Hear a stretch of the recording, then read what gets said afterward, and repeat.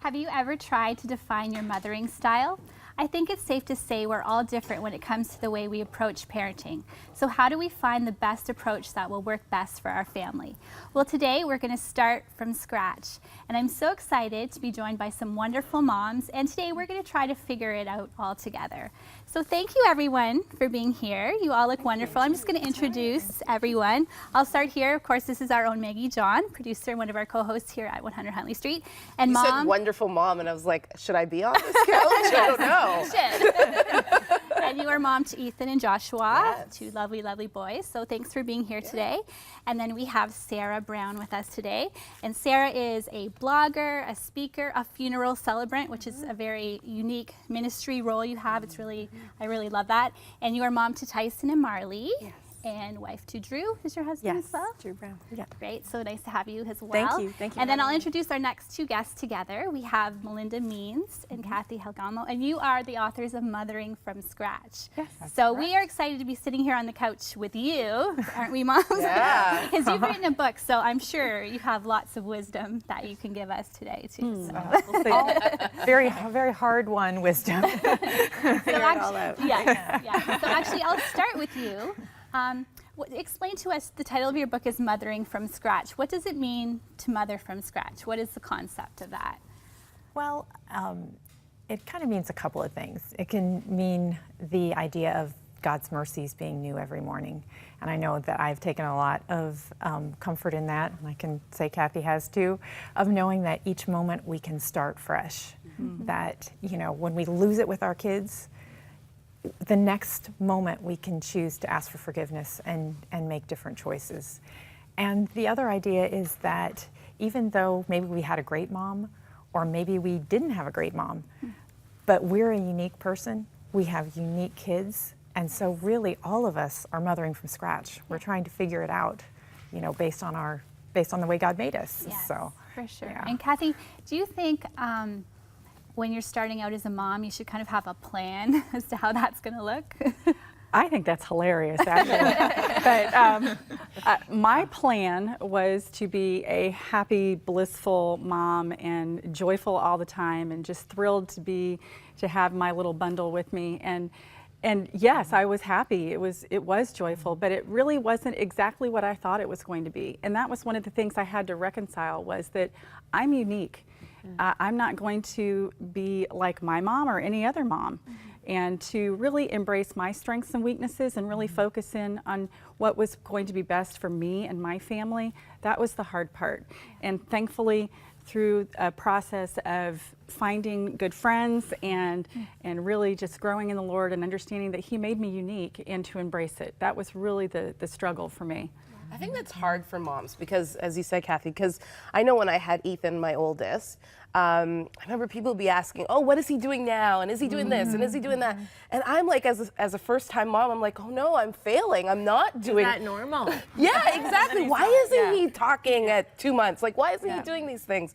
And I soon realized that I just needed to enjoy being a mom. I needed to enjoy my child and embrace whoever he is and whatever he does, and knowing that eventually he's going to talk and he's going to be potty trained. And I've taken that with Joshua now, our youngest, and just said, you know what, I'm just going to enjoy him, because there's so much pressure to rush our kids and, you know, our kids to just be a lot older and do things faster, that I think as parents we just don't get to enjoy that time.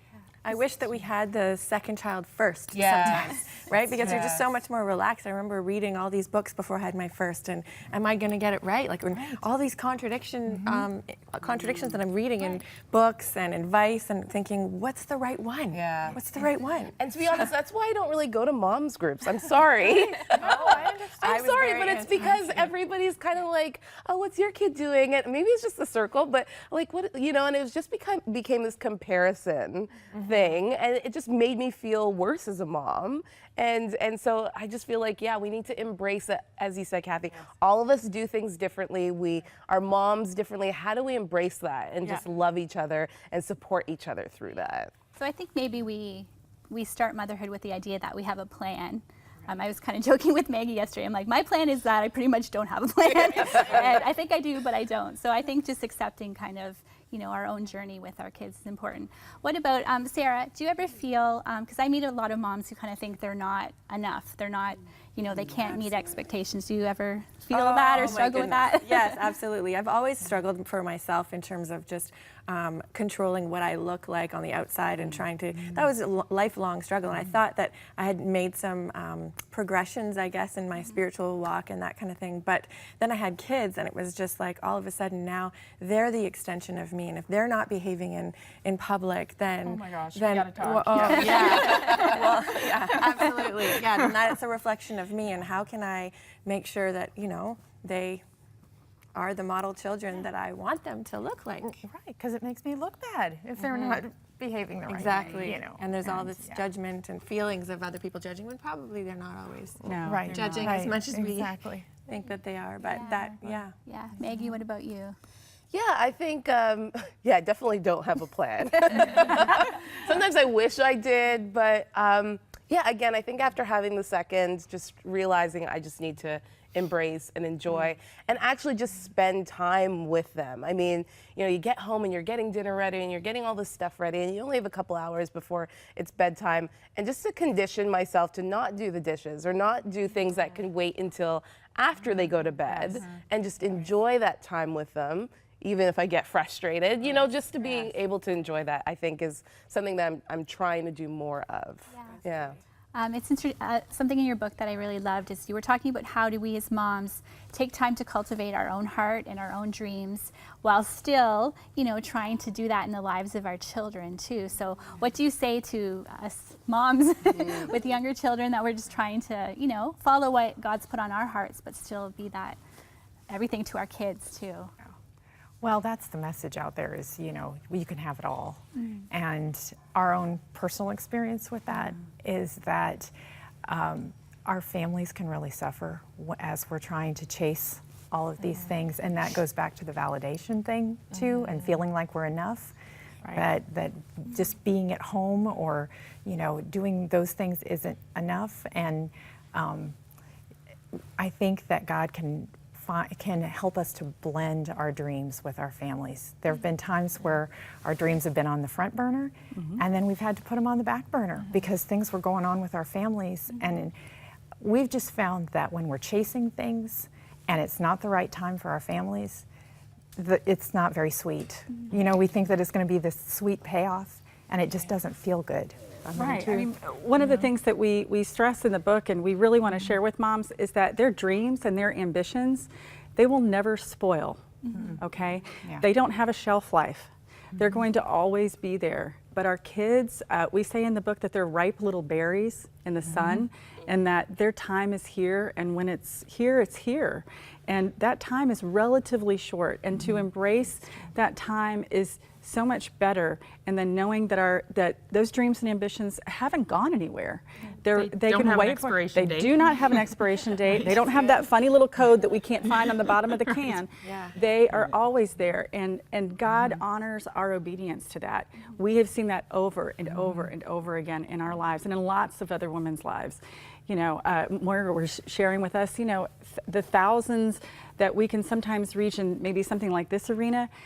It doesn't compare to the ones that we can reach in our own homes that are within an arm's reach. That nobody else can reach like we can. Right, exactly. So we have to really make sure that we focus on that and take advantage of that time. Yeah, so there's different seasons in our life. Yes, definitely. Yeah. And when those opportunities that we have to give up, that we think will never come around again, God can open the door in miraculous ways later on. Yes. And you're talking about opportunities for moms, or what do you mean by opportunities? Well, I've always been a writer, Yeah. and so I've always done some of that as my kids were growing up, sometimes more, sometimes less. And there have been lots of things that I knew this is just going to make me too crazy to take on this project right now. I know that my family's going to suffer. And it was hard sometimes to do that. But then you see the payoff. You really do in your families when you make those choices. And I found it got easier to say no, so. I'm interested. I love the relationship that the two of you have. Your friendship just seems so so amazing and authentic. I think it's important for us to all have moms in our life that, you know, friends. And you also talk about mom mentors.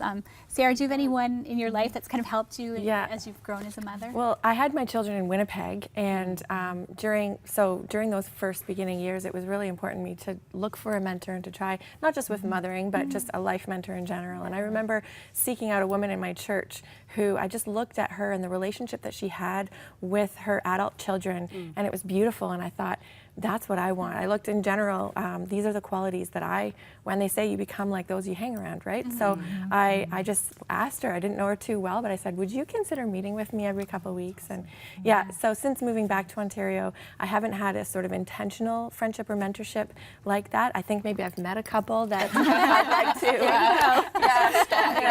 long distance. No, we're good. We're good with that. We're totally good with that. Yeah, but I think that's really important. Yeah. Mentorship is something I'm passionate about. Yeah, for sure. Maggie, how about you? I don't, but it's a great idea. I think it's important to have people. I mean, definitely, I've looked at people and thought, oh, it's, you know, I really like their parenting style, but I couldn't say that I actually have a mentor, but I love the idea. I think it's important to do that. Yeah, and I think what you said, looking around, looking for people who have the relationship with their kids and families that you think, I would love to have that as well. Right. Yeah. Melinda and Kathy, how important is it, just as we're closing here, our walk with God and how that affects our parenting and our mothering of our kids? I know it's really important, but well, it's really the essential part of our parenting. And when we know that the ultimate Father is within our lives and driving our spiritual walk and blessing the things that He is leading us to do, that is really the key to mothering and to everything, but certainly in parenting. It's true, because when we talk, we've been talking about validation and feeling like we're enough, which can take us to some bad places when we're chasing after it in the wrong places. And I know that just being grounded every morning, spending time with God, helps to chase away some of those thoughts, like I've got to do this and I've got to do that in order to be enough. And that helps us to be more relaxed with our kids, you know? So it's... For sure. Well, this has been so great. I wish we could just sit here and talk all day. We might have to go have coffee or something, continue our conversation. But thank you all for being here. And I just, blessings to you in your journey as moms and all the other dreams that God has in your heart. It's been great to have you here today. Thank you so much for having us. Thank you. So if you'd like to learn more about finding the best parenting style for you and your family, you can pick up a copy of Mothering from Scratch, and that's available at our e-store at 100huntley.com.